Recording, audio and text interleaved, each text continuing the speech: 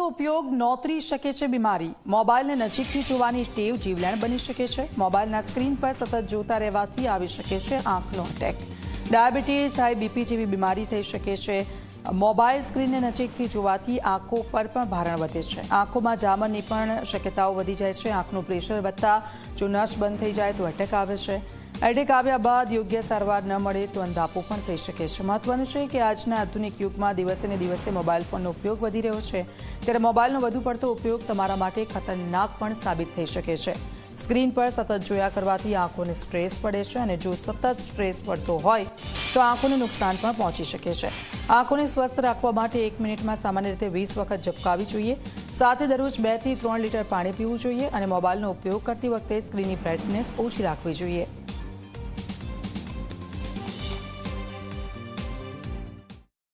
આમાં શું હોય છે, આઈ એટેક એટલે પહેલાં જ માણસ એકવાર પ્રીડિસ્પોઝડ હોય છે।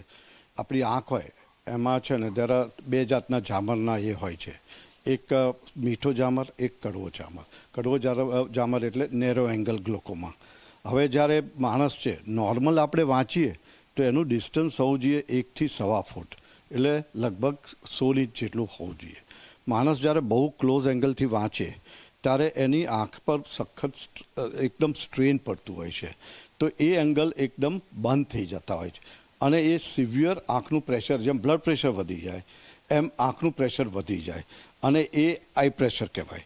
એની પાછળની જે વેન્સ હોય છે, વી કોલ ઇટ રેટાઇનલ વેન, ઘણી વખતે બહુ લાંબો સમય સુધી તમે આટલા નજીકથી વાંચો અને એટલું બધું આઈ સ્ટ્રેન થતું હોય છે કે એ વેન ઓક્લુઝન થઈ જતી, એ બંધ થઈ જતી હોય છે અને પછી એમાં બહુ સિવિયર એટેક આવતો હોય છે અને ઘણી વખતે તો એ વેનમાં જો એ ઓક્લુડ થઈ જાય તો પછી એને તમારે રેટાઇનલ ડૉક્ટર એટલે પડદાના ડૉક્ટર જોડે જઈ અને એની ટ્રીટમેન્ટ લેવી પડે અને ઘણી વખતે ના ખુલે તો માણસને પરમેનન્ટ અંધાપો આવી જતો હોય છે।